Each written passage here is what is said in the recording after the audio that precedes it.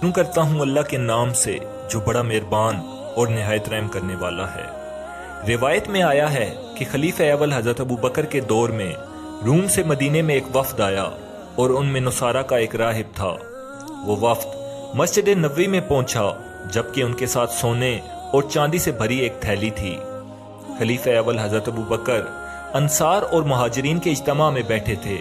وہ رومی وفد آیا تو سلام کیا تو حاضرین نے مرحبا کہا۔ سب لوگوں کی توجہ اس وفد کی طرف ہوئی تو وفد نے کہا کہ تم میں سے رسول پاک صلی اللہ علیہ وآلہ وسلم کا خلیفہ اور تمہارے دین کا امین کون ہے؟ حضرت ابو بکر کی طرف اشارہ کیا گیا تو راہب نصرانی نے ابو بکر سے مخاطب ہو کر کہا، اے شیخ آپ کا نام کیا ہے؟ تو حضرت ابو بکر نے کہا، میرا نام عتیق ہے۔ اس نے کہا، پھر کیا ہے؟ تو آپ نے کہا، صدیق۔ اس نے کہا، اور کیا ہے؟ تو حضرت ابو بکر نے کہا کہ اس کے علاوہ میرا کوئی نام نہیں ہے۔ تو راہب نے کہا کہ تم میری مراد نہیں ہو۔ تو حضرت ابو بکر نے پوچھا کہ تمہیں کام کیا ہے؟ تو اس نے کہا، میں بلاد روم سے آیا ہوں، سونا چاندی ساتھ لایا ہوں اور اس امت کے امین سے چند سوال کرنا چاہتا ہوں۔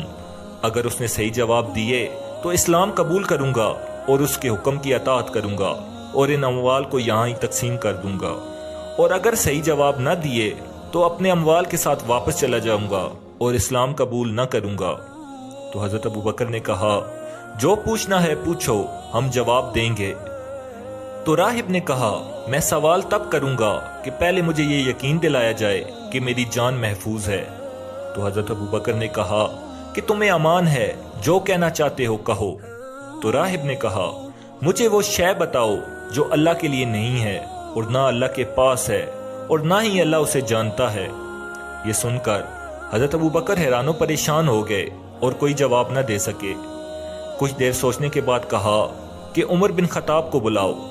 تو حضرت عمر آئے اور حضرت ابو بکر کے پاس بیٹھے اور کہا کہ اے راہب اب سوال کرو۔ تو راہب نے کہا کہ مجھے وہ شے بتاؤ جو اللہ کے لیے نہیں ہے، اللہ کے پاس بھی نہیں ہے اور اللہ اسے جانتا بھی نہیں ہے۔ حضرت عمر کے پاس بھی جواب نہ تھا۔ پھر حضرت عثمان کو بلایا گیا اور راہب نے ان سے پوچھا تو ان کے پاس بھی جواب نہیں تھا۔ تو راہب نے کہا، اے بزرگان کرام تم تو علم سے فارغ ہو۔ پھر راہب اٹھا اور جانے لگا تو خلیفہ اول حضرت ابو بکر نے کہا، اے دشمن خدا، اگر میں نے تم سے امان کا وعدہ نہ کیا ہوتا تو تمہارے خون سے زمین کو رنگین کر دیتا۔ یہ سن کر حضرت سلیمان فارسی اٹھے اور حضرت علی علیہ السلام کے پاس ان کے گھر آئے۔ آپ علیہ السلام اپنے گھر کے سین میں بیٹوں کے پاس بیٹھے تھے۔ سلیمان نے واقعہ سنایا تو علی علیہ السلام اٹھے اور حسن و حسین کو ساتھ لے کر مسجد میں پہنچے۔ جب لوگوں نے مولا علی علیہ السلام کو آتے دیکھا تو تکبیر اور تحمید کہی اور سب علی علیہ السلام کے احترام میں کھڑے ہو گئے۔ حضرت علی علیہ السلام بیٹھے تو ابو بکر نے کہا کہ اے راہب اب سوال کرو، تمہاری مراد یہ ہیں۔ راہب نے حضرت علی علیہ السلام کی طرف توجہ کی اور عرض کیا، اے جوان تمہارا نام کیا ہے؟ تو آپ علیہ السلام نے فرمایا کہ یہودیوں کے نزدیک علیہ، نصرانیوں کے نزدیک ایلیا، میرے والد کے نزدیک علی اور میرے نزدیک حیدر نام ہے۔ تو راہب نے کہا کہ تمہارا نبی سے کیا رشتہ ہے؟ تو علی علیہ السلام نے فرمایا، وہ میرے بھائی، میرے سسر اور امزاد ہیں۔ تو راہب نے کہا کہ عیسیٰ علیہ السلام کی قسم آپ ہی میری مراد ہیں۔ پھر راہب بولا، مجھے وہ چیز بتاؤ جو اللہ کے لیے نہیں، اللہ کے پاس بھی نہیں اور اللہ اسے جانتا بھی نہیں ہے۔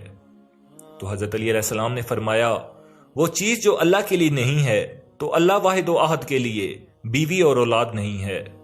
جو چیز خدا کے پاس نہیں ہے تو اللہ کے پاس ظلم نہیں ہے، وہ کسی پر ظلم نہیں کرتا۔ اور وہ چیز جسے خدا جانتا ہی نہیں ہے وہ شریک خدا ہے، اللہ اپنے کسی شریک کو نہیں جانتا۔